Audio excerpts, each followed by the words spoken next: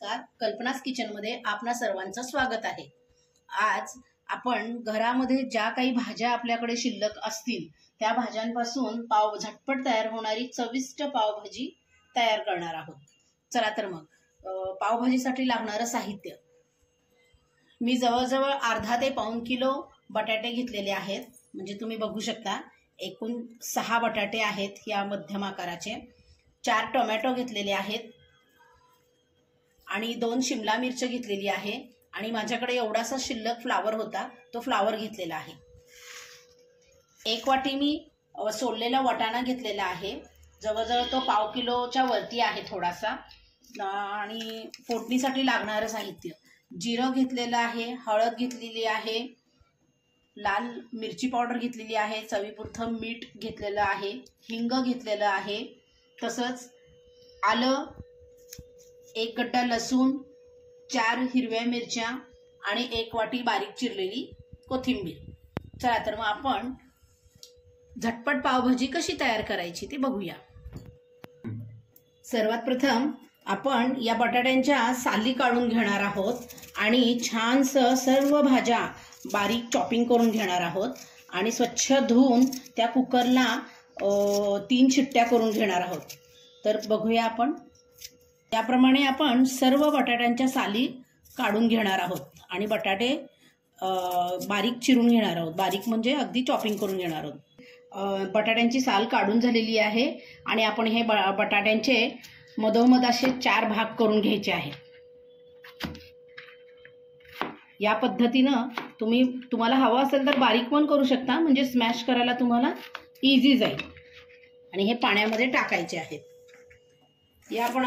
याप्रमाणे सर्व भाज्या पण मी धुवून घेतलेल्या आहेत। शिमला मिरच, टोमॅटो आणि फ्लावर वगैरे त्या सुद्धा मी बारीक चिरून एकत्र करणार आहे। सर्वप्रथम आपण कुकरमध्ये 1 पातेलं पाणी ठेवलेलं आहे आणि चिरलेल्या सर्व भाज्या मी या कुकरमध्ये मिक्स करत आहे।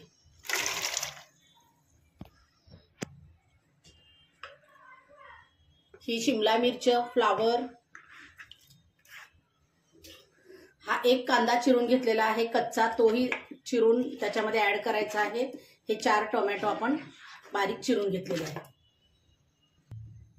सर्व भाज्या आपण एकत्र मिक्स करून घेतलेल्या आहेत। मी भाज्यांमध्ये 1-2 चमचे मीठ टाकून घेणार आहे, म्हणजे ज्या अर्थी भाज्यांना पण चव टेस्ट येते, म्हणजे त्या सपक लागत नाहीत आणि पटकन शिजून पण होतात। 1 चमचा मी हळद टाकणार आहे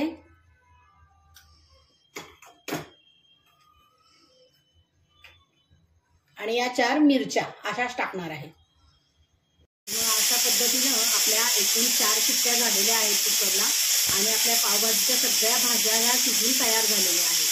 तर पुढच्या तयारीला लागू। या मी 8-10 लसणाच्या पाकळ्या घेतलेल्या आहेत आणि हे अद्रक घेतलेलं आहे बारीक चिरून। आता हे आपण क्रश करून घेऊया फोडणीसाठी। अशा प्रकारे आलं आणि लसणाची पेस्ट आपण करून घेतलेली आहे। चला तर सगळ्या भाज्या अशा वाफलून घेतलेल्या आहेत आणि सगळ्या आपण इथं एकजीव करून घेणार आहोत। भांडे मी जे तेल टाकलेलं आहे,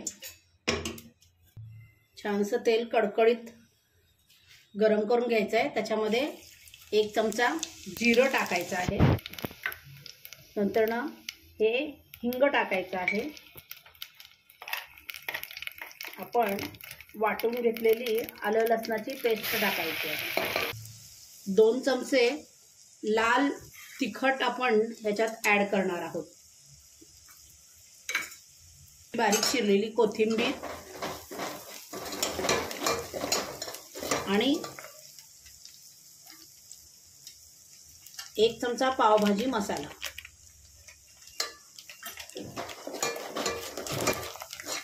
छानसं हे कडकडीत करून घ्यायचं आहे आणि ही स्मॅश केलेली भाजी सगळी आपण याच्यामध्ये ओतायची आहे। चवीप्रमाणे आपण मीठ ऍड करणार आहे। आपण भाज्या शिजवताना कुकरमध्ये पण 2 चमचे मीठ टाकलेलं होतं, तेव्हा मीठ हे बेताने टाकायचा आहे चवीपुरतं. मी माझ्या चमचाने, माझ्या अंदाजाने हा 1 चमचा परत ॲड करते आहे. तुम्ही बघू शकता काय मस्त असा कलर आला आहे पावभाजीला. अशा पद्धतीनं आपली ही पावभाजी तयार झालेली आहे. अशा पद्धतीनं आपली ही पावभाजी मस्त तयार झालेली आहे. चला तर आपण सर्व करूया.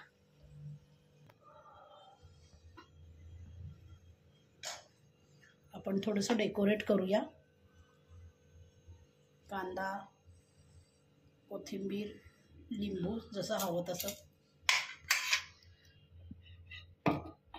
अशा पद्धतीनं आपली ही पावभाजी प्लेट मस्त कमी वेळेमध्ये, कमी खर्चामध्ये तयार झालेली आहे. तुम्हाला जर या पद्धतीची पावभाजी आवडली असेल, माझी ही रेसिपी आवडली असेल, तर तुम्ही माझ्या चॅनलला सबस्क्राईब करा, लाईक करा, शेअर करा, बेल आयकॉन दाबा आणि चॅनलला कमेंट्स करा. थँक्यू.